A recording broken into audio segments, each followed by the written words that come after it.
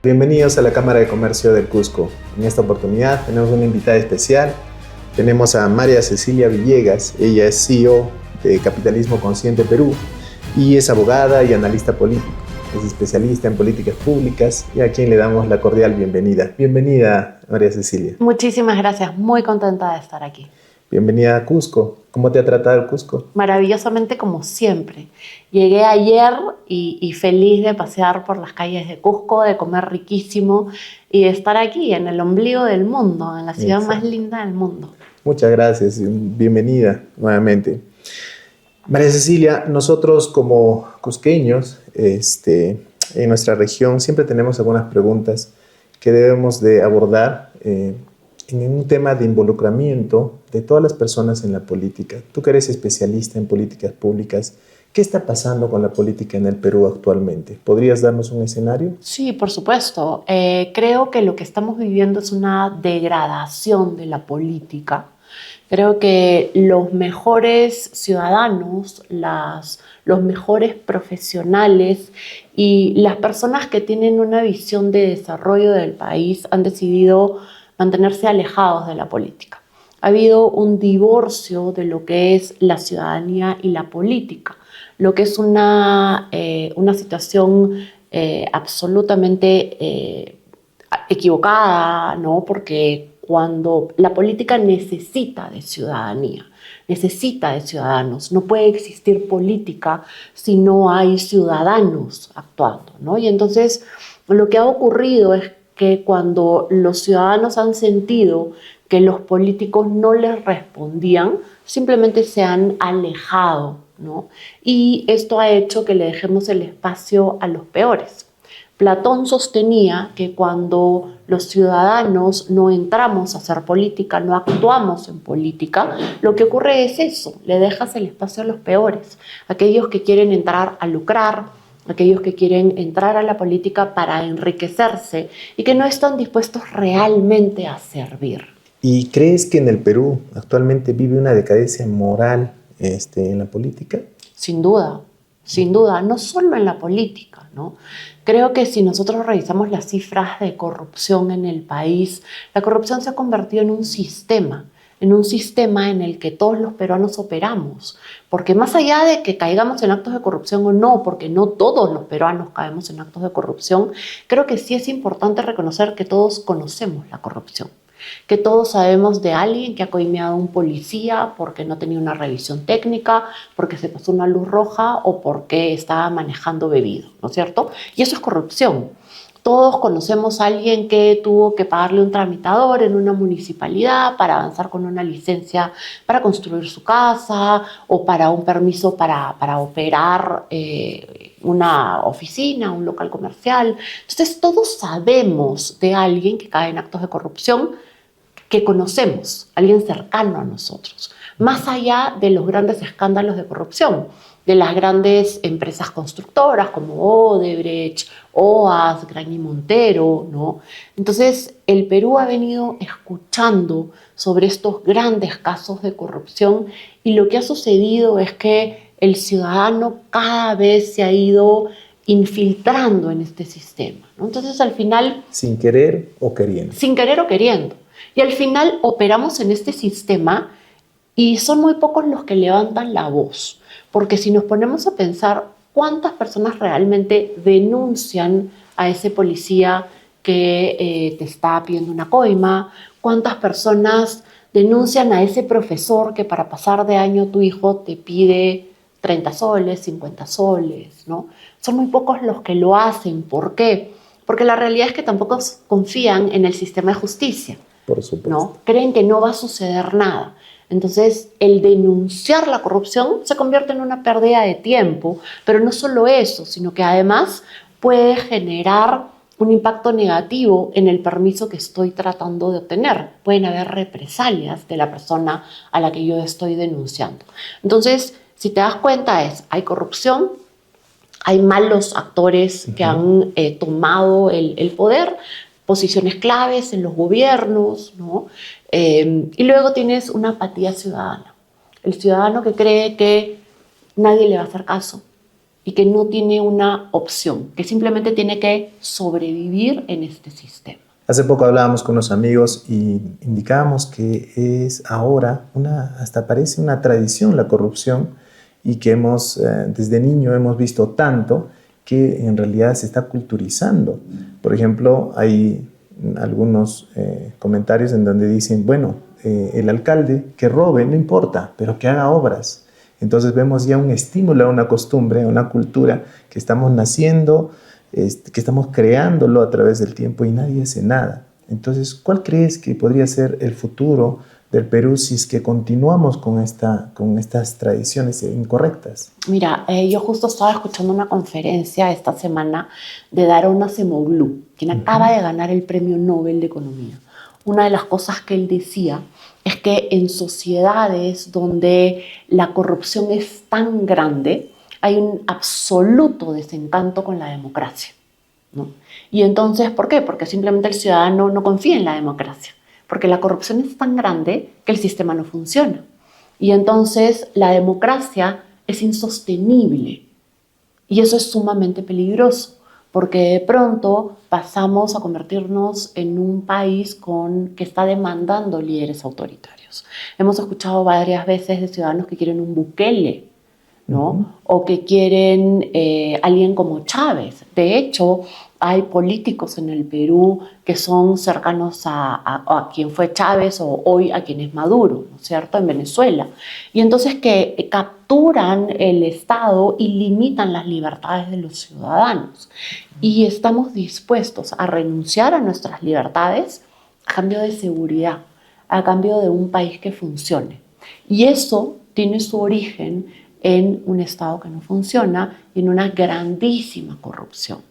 Hoy muy pocos peruanos confían realmente en la democracia.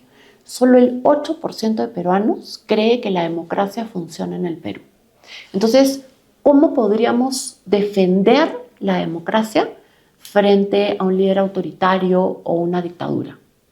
¿No? Imposible. Es imposible. Es imposible. Y luego lo que ocurre es que llegan estos líderes autoritarios, ¿no?, que comienzan a imponer su voluntad y que comienzan a actuar al margen de la ley, ¿no? Y comienzan a violar la Constitución y como el sistema en general no funciona, porque no hay realmente tres poderes del Estado, ¿no? Si bien en la teoría hay un poder judicial, un poder legislativo y un poder ejecutivo y los tres tienen el mismo nivel, quien prevalece hoy en el Perú es el Ejecutivo, ¿no es cierto? Somos un sistema bien presidencialista, ¿no? Y el Congreso tiene sus propios intereses y entonces está en un contubernio con la presidenta hoy día y no está realmente ejerciendo su rol. Y la gobernabilidad en riesgo. Y la gobernabilidad está en riesgo y el sistema judicial, el poder judicial, claramente no funciona, ¿no es cierto? Porque vemos la inseguridad ciudadana, vemos a los delincuentes que son detenidos y el Poder Judicial los suelta. Vemos esta persecución contra políticos que dura años de años. La justicia que tarda no es justicia, ¿no? Y entonces, ¿qué es lo que el ciudadano recibe? Que tenemos muchos expresidentes presos y los que no están presos están en procesos por corrupción y tenemos incluso un expresidente que se suicidó antes de ser detenido por la policía. Y entonces hay personas que sostienen que esto es un avance, pero no necesariamente para el ciudadano. El ciudadano lo que ve es que es todo corrupción, que no hay salida. Entonces, ¿para qué defender la democracia si esos son los actores? Y es por eso que la ciudadana, un ciudadano a pie se pregunta ¿qué podemos hacer? ¿Cómo podemos cambiar? ¿Cuál sería el rol de una persona de a pie, común y corriente como nosotros, de poder involucrarnos en la política, ayudar a que la política en el Perú cambie, a que haya un principio de gobernabilidad desde ahora y que el sistema funcione? ¿Qué podríamos hacer este granito de arena según tú, María Cecilia? Necesitamos hacer política. Aristóteles sostenía que el hombre es un animal político, ¿no? ¿Por qué? Porque vivimos en sociedades, ¿no? Vivimos en ciudades, una ciudad es una polis, ese es el origen de la palabra política. Y entonces si nosotros no hacemos política, lo que ocurre es lo que venimos viendo hoy día, la degradación absoluta de la política. ¿Qué podemos hacer como ciudadanos, ¿no? Primero, estar informados. ¿Cuántos peruanos han realmente leído la Constitución Política del Perú? Poquísimos. Poquísimos, ¿no es cierto? Y entonces surgen líderes populistas que te dicen, vamos a hacer que el derecho al agua sea un derecho constitucional. Ya Pero es un derecho constitucional. Exacto. Pero el hecho de que esté en una ley no quiere decir que inmediatamente va a ocurrir, porque no ocurren las cosas por arte de magia. Y entonces, para que todos los peruanos tengan agua, ¿qué se necesita? Buenas autoridades. Porque ¿quiénes ejecutan los proyectos de agua y saneamiento? Las autoridades locales, los alcaldes, el gobernador, ¿no es cierto? Y entonces, ¿qué es lo que necesitamos? Que esas autoridades sepan hacer gestión pública, que tengan capacidades, que se rodeen de buenos gerentes, de buenos ingenieros y que sus gobiernos sean limpios, que no haya corrupción. Porque la realidad en el Perú es que los gobiernos locales, los gobiernos regionales y el gobierno central están plagados de corrupción. El Perú es un país rico, tenemos muchísimos recursos. El Perú es considerado por el Banco Mundial un país de ingreso medio alto. ¿Qué significa eso? Que la riqueza que generamos, el PBI que generamos, nos pone no como país pobre, sino como país de ingreso medio alto. Eso quiere decir que no deberíamos de tener 29% de pobres. Exacto, y hace muchísimos años que hemos dejado de estar dentro de la clasificación de extrema pobreza. Así es. Y tenemos buenos augurios en el tema de la política. Nuestra resiliencia económica ha hecho, a pesar de la crisis, a pesar del COVID, en poder salir adelante. María Cecilia, ¿por qué por ejemplo, hemos escuchado de que los gobernantes no tienen la capacidad de poder gestionar públicamente? ¿Qué sugieres? Porque hay personas capaces que han estudiado en el extranjero, que tienen experiencia suficiente para poder dirigir una alcaldía, un gobierno regional, estar dentro del área de planeamiento presupuesto. ¿Por qué no están los buenos dentro e inmersos dentro de la gestión pública? Creo que hay dos razones. Primero, porque los ciudadanos no somos responsables, no estamos votando con responsabilidad. Y entonces viene un líder carismático, populista, que nos ofrece el oro y el moro, ¿no? Y le creemos. Nos habla bonito, ¿no? Y nos dice que él va a ser distinto y le creemos. Pero no revisamos sus antecedentes, no revisamos si tiene denuncias de violencia doméstica, que eso ya es un indicativo de que no es una buena persona. Por supuesto. No revisamos si tiene denuncias por corrupción y le creemos cualquier cosa que diga y lo llevamos al poder y luego nos desentendemos. Y lo que ocurre es que las buenas personas no obtienen los votos porque te van a decir la verdad. Y cuando tú tienes una mala autoridad que llega al poder, inmediatamente lo que ocurre es que se rodea de gente equivocada, de gente mala, que también va a robar, ¿no es cierto? Y mira lo que está sucediendo. Yo vengo mucho a Cusco, es una ciudad que a mí me gusta muchísimo, y el hotel, el que era el hotel de turistas, está abandonado en el Cusco. Debería ser el mejor hotel de la ciudad, porque es hermoso, ¿no? Y está súper bien ubicado, y está abandonado, porque simplemente no se creyó en la empresa privada y ahora está en alguna oficina gubernamental y nadie hace nada. Y hoy la misma discusión se está teniendo sobre el hotel de Machu Picchu, que genera millones de soles para el gobierno regional de Cusco. Y entonces mira cómo la discusión es, vamos a recuperar el hotel de Machu Picchu para los cusqueños. Eso no es verdad. El hotel de Machu Picchu es de los cusqueños. El gobierno regional de Cusco recibe millones de soles al año de regalías de ese hotel. Pero el hotel está siendo administrado y es uno de los mejores hoteles del Perú y atrae a gente importantísima. Y entonces nosotros tenemos que reconocer que la empresa tiene un rol en el desarrollo del país. La empresa privada es la única que genera riqueza. Porque miren lo que ha sucedido cuando se decide quitarle a la empresa privada un hotel. Está cerrado y abandonado en el centro de la ciudad de Cusco. Tantos años y ¡Tantos tanta años! desidia, ¿no? En este caso es por eso que se pediría, de acuerdo a tu consejo, que personas con capacidad de gestión pública, capacidad de gestión privada, puedan postular a cargos públicos, involucrarse y de alguna manera cambiar algo. El sistema. Y sobre todo con discursos que busquen construir país. No queremos destruir el Perú, necesitamos construir el Perú. El Perú tiene recursos, tiene cobre, tiene oro, tiene plata, zinc, tiene montones de minerales. O sea, es una riqueza enorme, ¿no? Recordemos que los incas eran mineros, ¿no? Todas las culturas antiguas del Perú han sido mineras. Tenemos 24 pisos ecológicos. Eso quiere decir que tenemos una agroindustria y primero que ya hoy muy grande, pero además una oportunidad gigantesca. La quinoa, la kiwicha, la palta. Somos competidores a nivel mundial. Es increíble, por ejemplo, ver en supermercados de Lima o en el extranjero que los chinos, por ejemplo, ahora producen kiwicha, sí. o cosas andinas que pertenecen a nuestra cultura, a nuestros ancestros y que han sido bien en este tiempo han segmentado, ¿no? Se supone que para nuestra nación y para que se pueda exportar. Pero bueno, es el aprovechamiento mundial, la globalización y todo esto ha traído, María Cecilia. Te agradecemos por todos esos consejos. Esperamos de que nosotros hayamos podido aprender algo sobre las políticas públicas actuales y que debemos de involucrarnos en este cometido. Ahora hablemos, María Cecilia, de la informalidad. Creo que ese es el motivo por el cual vienen a Cusco. Queremos saber qué está pasando con la informalidad de Perú.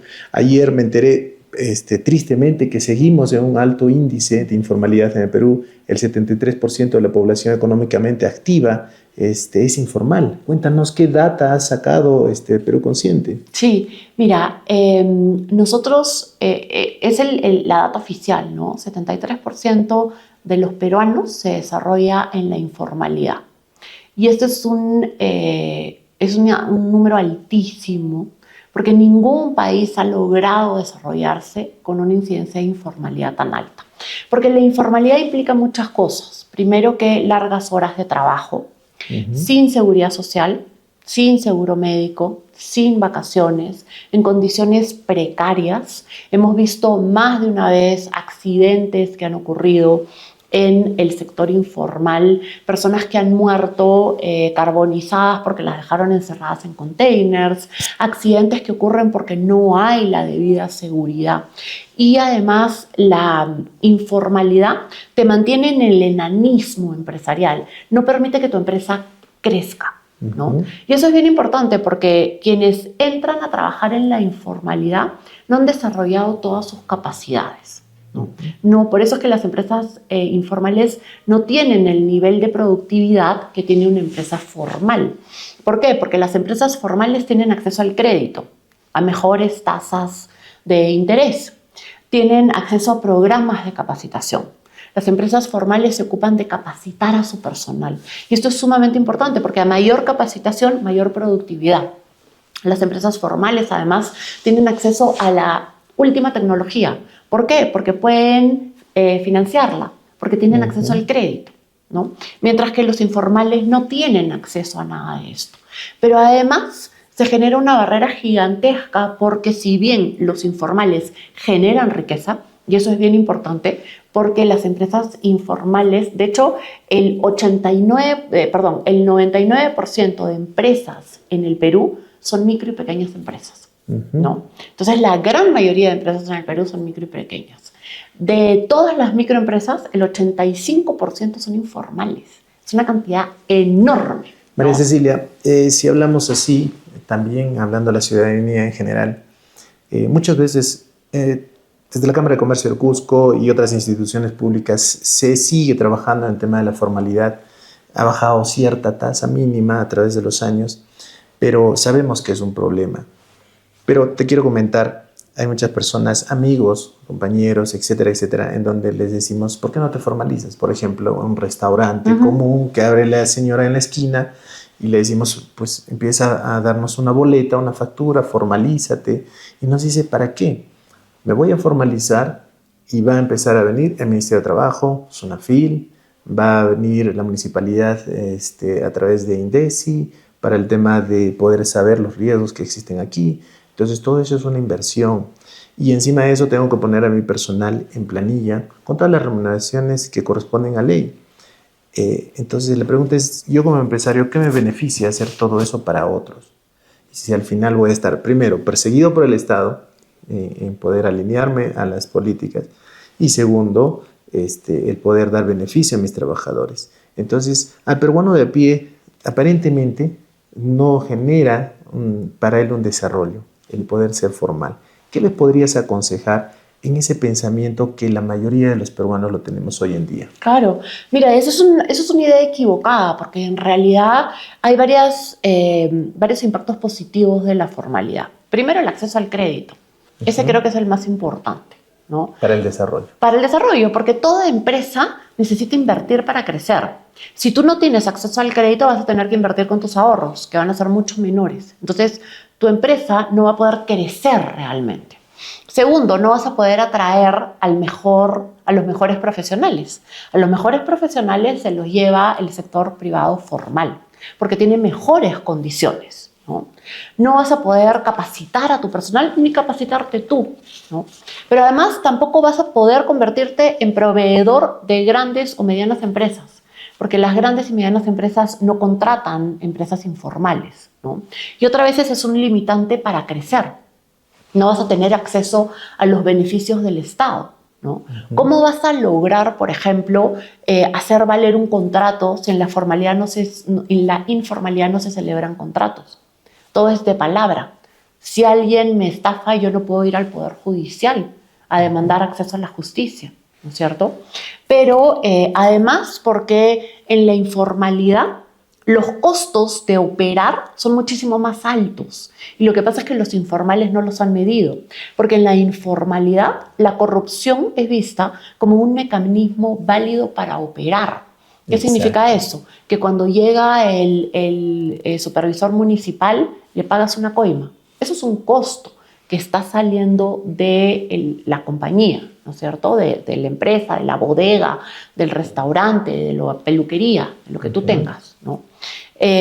Luego, cuando viene el inspector de SUNAT, no le vas a pagar una coima, porque esa es la realidad, ¿no? Y tenemos que ser conscientes y hablar con la verdad, porque no vamos a transformar nuestro país en el Perú que los peruanos queremos si efectivamente no reconocemos que tenemos mucho por hacer.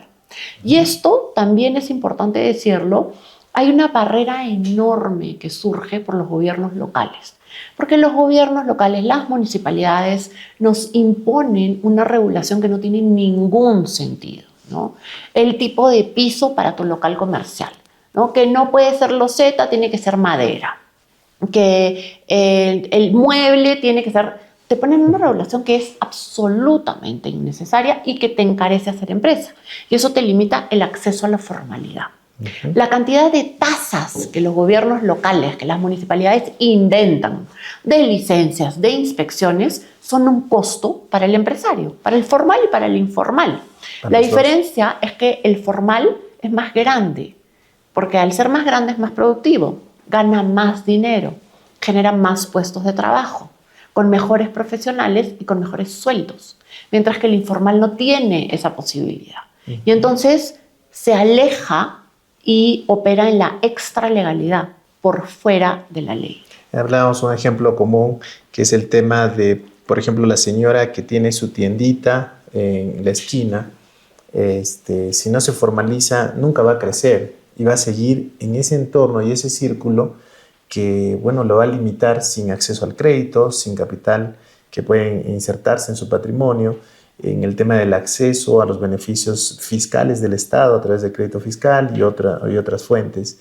Entonces, ahí vemos simplemente, aparentemente un ahorro, aparentemente un crecimiento personal, pero en realidad no lo es, porque la persona va a quedar en la misma condición como comenzó cuando emprendió el día de su emprendimiento en su empresa. Así es. Y mira qué importante, porque ¿por qué hacemos empresa?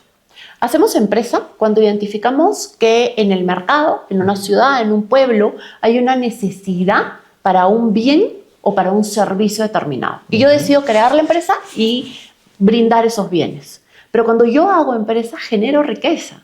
Riqueza para mí, pero riqueza para las personas que yo contrato, los puestos de trabajo. Cuando tú generas riqueza y el sueldo que tienes como trabajador, estás generando beneficios para las familias. Y al final, todas las personas, ¿de qué nos ocupamos? De nuestra familia. ¿Qué es lo que queremos? ¿Por qué salimos a trabajar todos los días? Porque queremos una mejor calidad de vida para nuestra familia. Exacto. Si nosotros no pudimos acabar el colegio, queremos que nuestros hijos acaben el colegio y vayan a la universidad. Eso es un reto personal que todos tenemos. Queremos que nuestros hijos no pasen las necesidades que nosotros pasamos, que no pasen hambre, que no pasen frío, que no tengan que trabajar hasta las 1000 horas de la noche. Un emprendedor trabaja, sale 7 de la mañana y se va a 11 de la noche.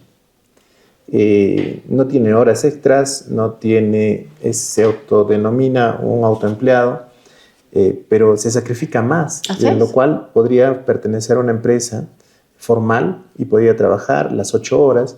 No solamente eso, tendría su pensión de jubilación a través de la AFP o de la ONP, tendría algunos beneficios a través de poder hacerse atender en salud, y que no vaya a la parte privada. Entonces es un costo-beneficio que hay que pensar, replantear, emprendedores, en poder saber de que se necesita no solamente tratar y pensar que es un ahorro el ser informal, sino en pensar que esto genera un desarrollo empresarial, un desarrollo personal para el beneficio de nuestras familias. Y un desarrollo para nuestras familias y nuestras ciudades. Porque si tú eres informal, no estás pagando impuesto a la renta, porque el IGB lo pagamos todos los peruanos. Y eso es bien importante, porque la mayoría de peruanos no entiende que efectivamente está pagándole impuestos al Estado. Porque cada vez que vamos a una bodega y compramos papel higiénico, jabón, el 18% de eso se va al Estado. Entonces nosotros estamos financiando el sueldo del gobernador, del alcalde y de la presidenta Dina Boluarte y de todos los congresistas. Sale de nuestro bolsillo. Entonces, eso debería llevarnos a exigirles que nos rindan cuentas, porque en el fondo cada una de las autoridades son nuestros empleados, ¿no? Y entonces esa es una mentalidad que nosotros tenemos que cambiar, porque si tú tienes una bodega, tú a tu empleado no lo vas a dejar hacer lo que le da la gana. Tú le vas a exigir que trabaje bien, que no se robe tu dinero, que no se robe tus bienes, productividad, ¿no es cierto? Que te rinda cuentas. ¿Por qué no hacemos eso con las autoridades políticas? ¿No?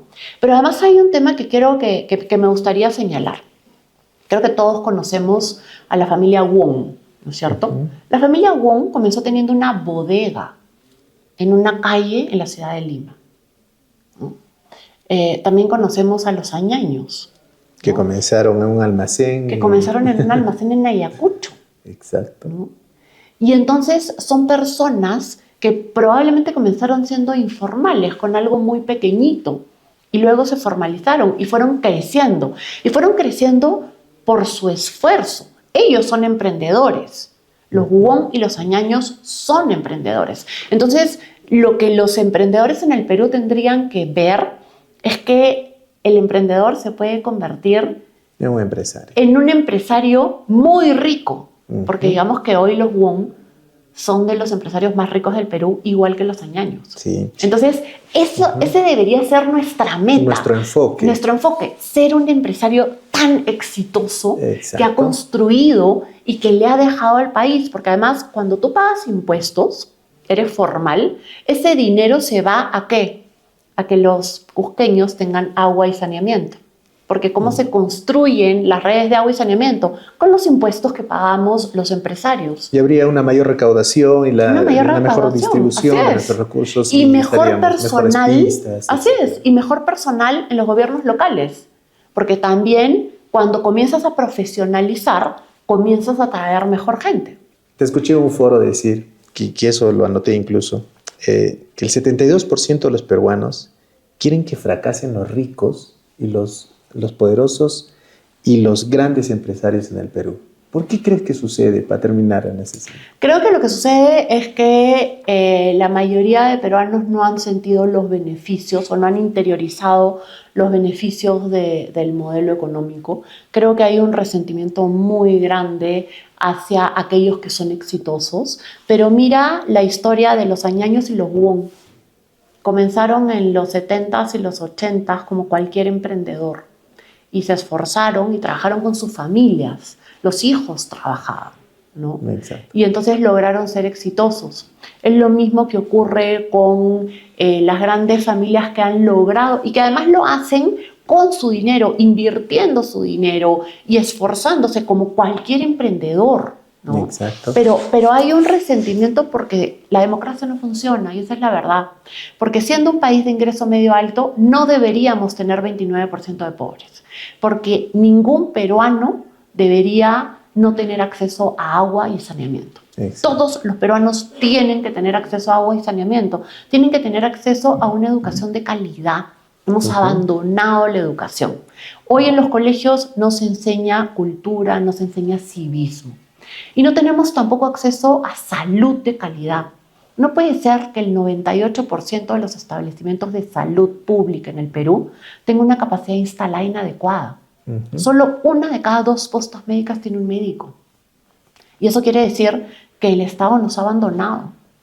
Y volteamos y vemos a los ricos y creemos que se están robando nuestra riqueza. No, no se están robando nuestra riqueza. La están trabajando y están generando más riqueza. Y son los que mantienen el país porque son los únicos que pagan impuestos. El Estado peruano se financia sobre todo de los impuestos que pagan las grandes empresas. Es el porcentaje más grande que permite los sueldos de los congresistas, de la presidenta, de los gobernadores regionales y de los alcaldes. Que permite la implementación de proyectos de agua, de saneamiento, la construcción de colegios, el sueldo de los médicos, el sueldo de los maestros. Todo viene a través de la actividad privada. Todo viene a través de la actividad privada, ¿no? Y regresemos otra vez a lo que sucede cuando limitamos la actividad privada. El maravilloso hotel de turistas del Cusco está cerrado. Porque quisieron limitar la actividad privada. Por un tema de populismo y un tema de poder, saber lo que... creer que ellos pueden hacer cambios en la política y ser enemigo del empresariado con éxito y que son enemigos de la población, haciendo ver otro escenario y otro enfoque a las personas. Y es un discurso equivocado, porque en ningún país del mundo esto se ha sostenido. El Estado no es empresario. El empresario es el empresario que utiliza sus recursos bajo su riesgo, porque los empresarios también pierden dinero. Y los empresarios, ¿cuántos emprendimientos formales fracasan? Muchísimos. Y se pierde el dinero. Exacto. Pero ¿por qué queremos que el Estado haga empresa con nuestro dinero? No, el Estado tiene su rol.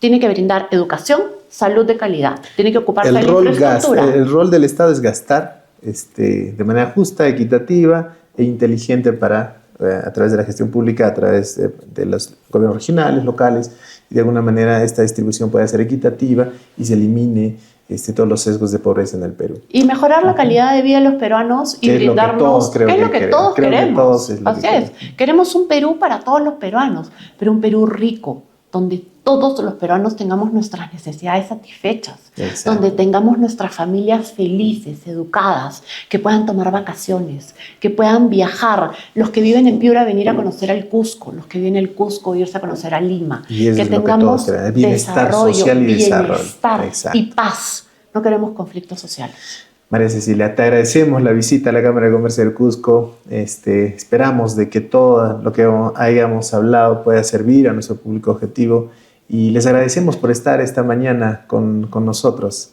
Yo soy Percy Dueñas, socio de la Cámara de Comercio del Cusco, y en esta vez oportunamente agradecerte, María Cecilia, por estar con nosotros. Muy buenos días.